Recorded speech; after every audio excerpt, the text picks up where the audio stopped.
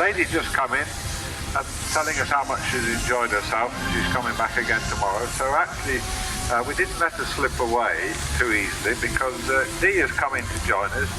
She was a volunteer for mine and she now works for them. So Dee, welcome to the box. Thank you very much. Thanks for having us today. It's been amazing. Really, really impressed at the the scale of everything. It's brilliant.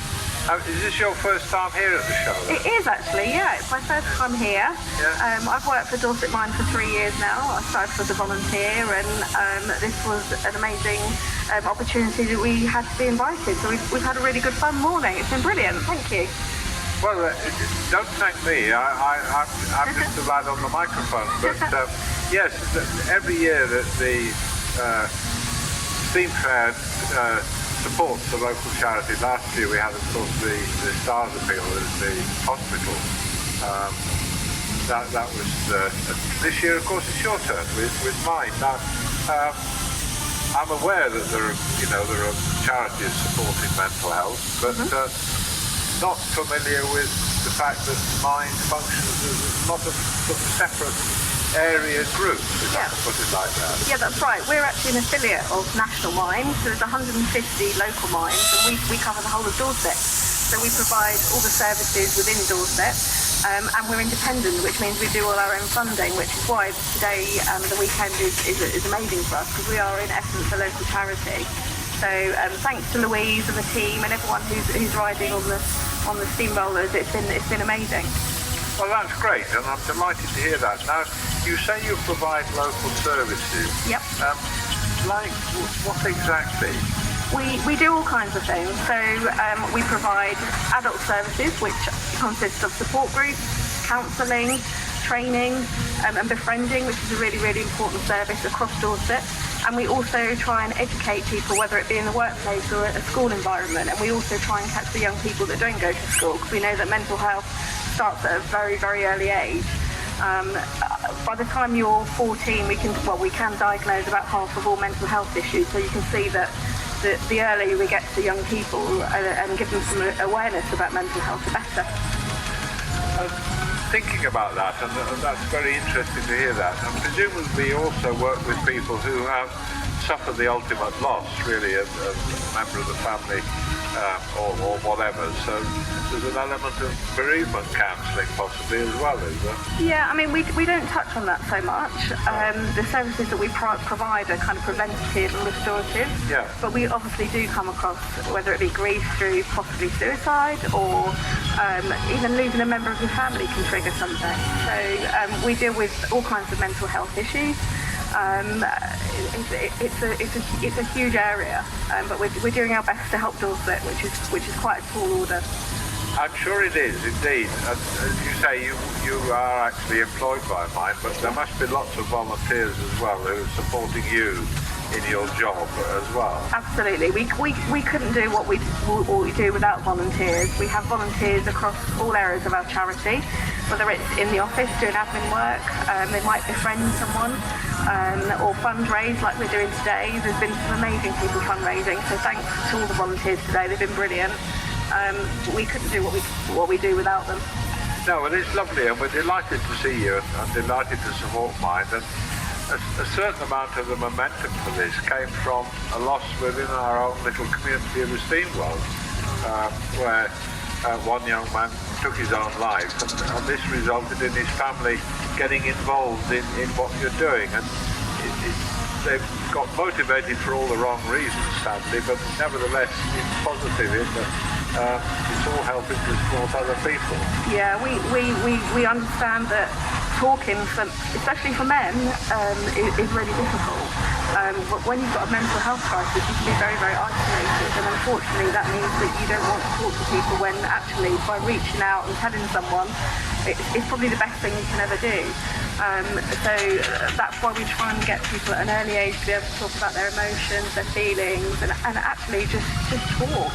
It's so important. Yeah, I can imagine. I'm really sorry to hear about the loss. Yeah, it's almost a case of grown men aren't supposed to cry, syndrome. And So yes, it's wonderful, and it's great to talk to you and to hear about what's going on. And, thank you for coming in and You're having welcome. a go. Thank you so much. Come back tomorrow. I'll see you tomorrow. We'll have another 30,000 people or whatever it is tomorrow, of which a few will be around here listening to us phoning on. So it's nice for them to have a change of voice, if nothing else. Thank you. I shall be putting some photos up on our social media later as well, so please do follow us. We're on all the social media channels, and our website is dorsetminds.uk, and you can find out exactly what support we do provide for Dorset. So thank you. Pleasure. Thank you for coming in and telling us about it. So there you are, ladies and gentlemen. If you're having a ride on the trailer, you now know what it's all about. So well done, Dee. You didn't think you were going to do that when you walked in the door, did you? Just to say cheerio. You're welcome. Bye-bye.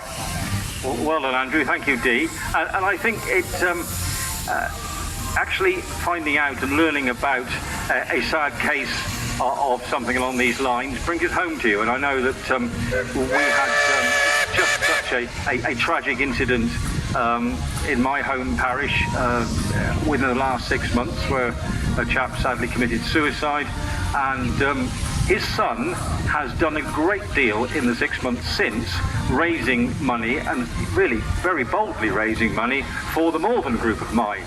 So the point that these are all local groups involved in supporting local people who need that support is very, very significant, and of course it ties in splendidly with the show organisers' desire to support local charities. Right, well, whilst that was happening, we've got the railway loco making its way up onto the trailer. You can see there how the trailer is lined up with the ramp. They're very cunning, these trailers. What's happened there is actually they've lowered the back end of the trailer and raised the front. So the ramp is now nicely lined up with the bed of the trailer, because railway locomotives are not designed to go over humps.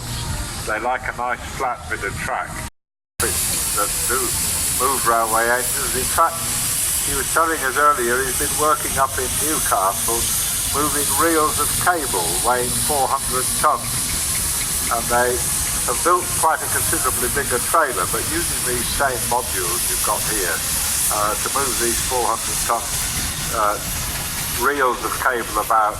Obviously it's an internal move, probably taking it from the factory to the ship or whatever, but it's a very, very adaptable piece of kit. He's brought it along this year. I mean, say he could do it with his truck in its articulated form, but this is just showing you another way of how they would move a loco. Some of the locos they move are a great deal heavier than this, of course. Which they put on board could be twice the weight of this engine, and then they would use this style of trailer to do it.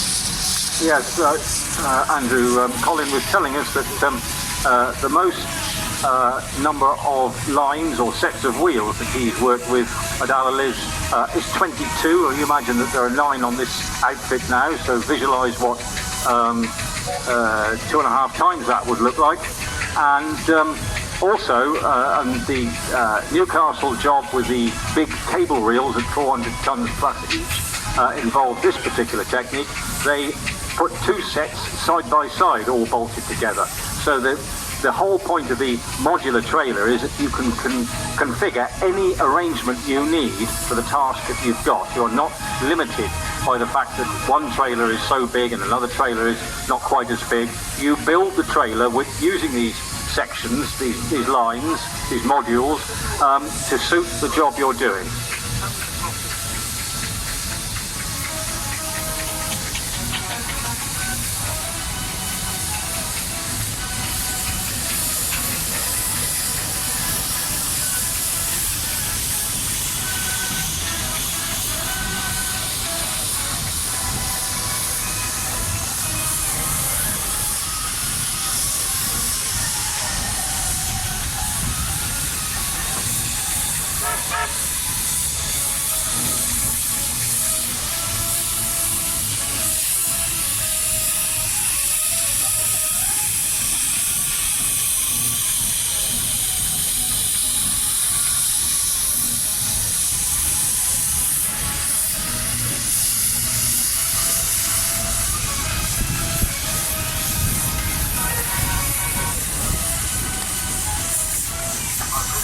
talking about trailers, ladies and gentlemen, there is a good example of an earlier generation of heavy haulage trailer.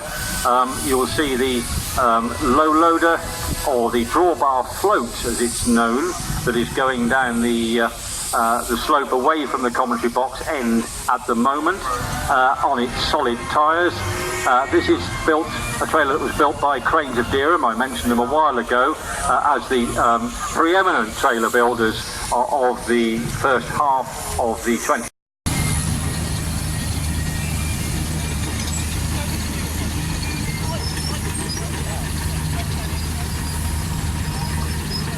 Well, there's going to be an intermission now because our magnificent lunch has arrived. Courtesy of the duck wrap store just behind us. We've got fried potatoes. It's a magnificent presentation, it really is. I'm looking forward to this, Alan. So you talk amongst yourself, because I'm going to enjoy this. It's a bit of a joke which started a couple of years ago when I mentioned the duck wrap store, and the gentleman on it promptly appeared with the duck wrap, and I discovered they were in fact as good as I thought they might be. And now he very kindly sponsors our lunch here in the box. Do go and have one. To find something tasty at your Thursday collection. Anyway, I found that egg. Foster, with you. I knew you'd do that for me. I should be nice. That's got a mouthful of food, eh? Well, I never noticed. So are you going to give a chapter verse on that bottle then? Because we haven't actually seen that many bottles in here, really. The Foster agriculture, which comes from Stafford, belongs to Harold Hodgkin's family. I knew Harold. I think he passed on from Harold now, but the family's still got the egg. He was a good pal of my friend Peter Dillon. They used to farm the hours there a lot. Harold was like Peter when he was time. But he had a nice green face. That's what he chose me out. So eventually, I decided to do the Foster and decided to do the City of Lincoln list in front of the programme. We have got a programme, ladies and gentlemen. The tenor, we might have to say the last programme is so much.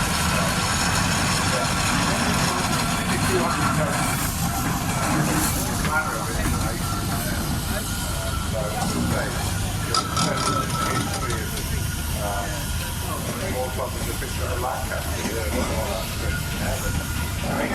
Landing in the model shop near you in Manchester 15.